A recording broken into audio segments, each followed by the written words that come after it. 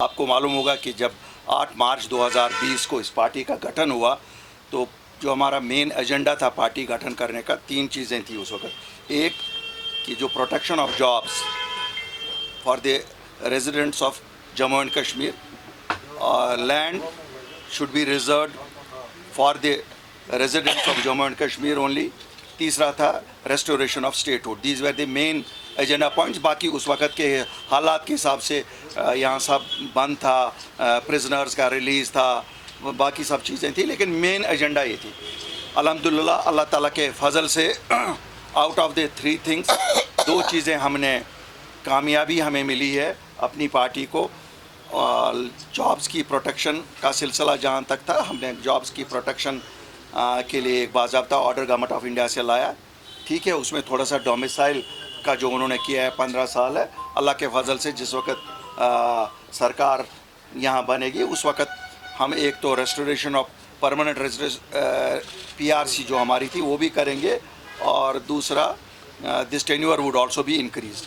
लेकिन प्रोटेक्शन तो है कि जम्मू कश्मीर के बच्चे ही जम्मू कश्मीर में जॉब ले सकते हैं, सरकारी जॉब्स। नंबर 2, ज़मीनों का 95% का प्रोटेक्शन है। खाली इंडस्ट्रियल यूज़ के लिए जो पहले लीज़ पे होती थी अब वो खरीद सकते हैं, लेकिन 95% which is agriculture and land can not be bought by non residents other than the state of Jammu and Kashmir और the UT of Jammu and Kashmir, whatever you may call. तीसरा है रेस्टोरेशन ऑफ स्टेटहुड। आज हमारी मीटिंग थी, दोनों खित्तों में meeting थी, जम्मू में भी और यहाँ पर भी। सभी हमारे ओहदेदारान मीटिंग में थे।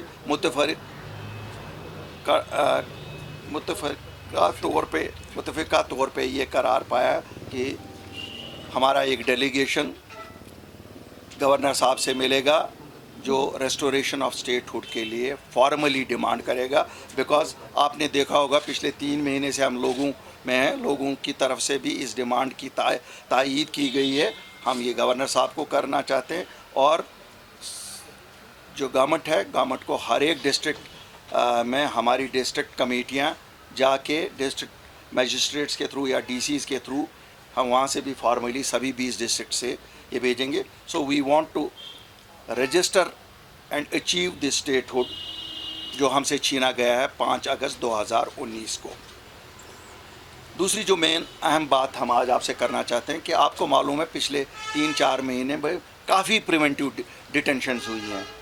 पहले कहा गया कि साहब टूरिज़म का सीज़न है तो हम चाहते हैं कि लॉ ऑर्डर यहाँ ठीक रहे। फिर कहा गया कि यहाँ साहब अमरनाथ यात्रा है, उस पर बड़ी हाइप दी गई।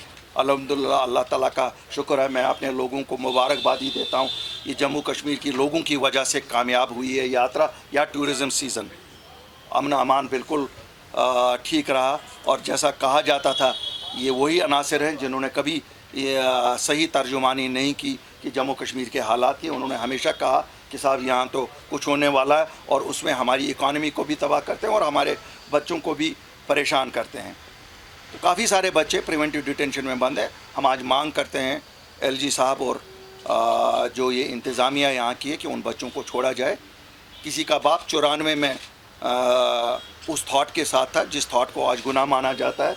मुझे ये मालूम नहीं, उस वक़्त भी गवर्नमेंट ऑफ इंडिया थी, बच्चा पैदा हुआ 2002 में, आज उसको गिरफ़्तार किया जाता है। तुम्हारा बाप 94 में था, यार ये तो शादी भी नहीं बाप की हुई थी, उसके बाद शादी हुई, 2002 में वो पैदा हुआ। अब इस बच्चे को सिलेक्शन हो गई, फेयर प्रोसेस से एक सिलेक्शन हो गई, अब उसको नौकरी भी नहीं दे रहे हैं, उसको कह रहे हैं कि साहब क्लियरेंस में कहते हैं साल, और साल भर वो कहाँ जाएगा, किसके पास जाएगा, कोई क्लियरेंस नहीं देता है। तो आज हम ये भी मांग करते हैं this draconian system should and. क्या रिश्तेदार, कोई किसी का रिश्तेदार कहीं मिलिटेंट रहा है उसको भी बंद कर रहे हैं, उसको कह रहे हैं कि नौकरी नहीं तुझे मिलेगी। फिर क्या इन बच्चों को हम फिर इनको को बोलो लाल चौक में एक आजकल उठा रहे हैं, ये लाल चौक को कुछ कर रहे हैं। अब हमें तो मालूम नहीं है, क्यों लोगों से तो पूछते नहीं हैं। फिर फांसी का एक फंदा बनाए, हम बच्चों को कहेंगे आओ चढ़ो इस फांसी पे, क्यों? उनके लिए तो और कोई फ्यूचर नहीं रखा इन्होंने। उन बच्चों ने अपनी मेहनत से इनके कॉम्पिटिटिव एग्ज़ाम्स में बैठ के कामयाबी हासिल की।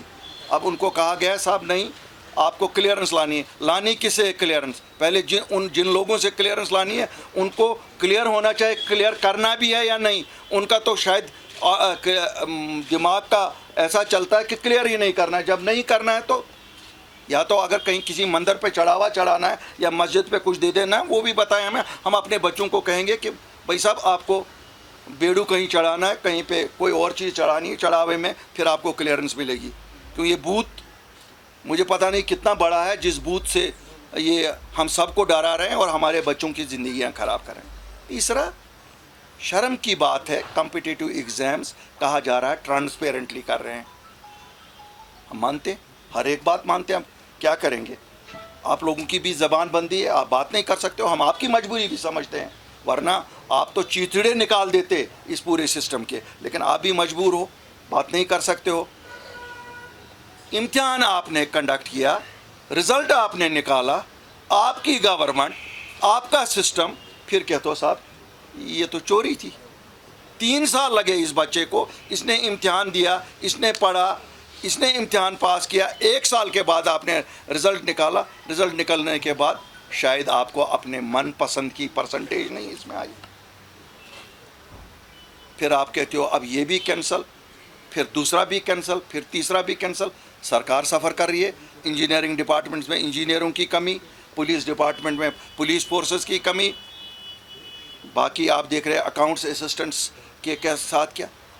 गर्ज मतलब कहने का है क्या है, ये अंधेर नगरी है यहाँ जिसको इनको जो मर्जी है, किसी को ठप्पा लगा देते हैं चोरी का, किसी को ठप्पा लगा देते हैं ईमानदारी का।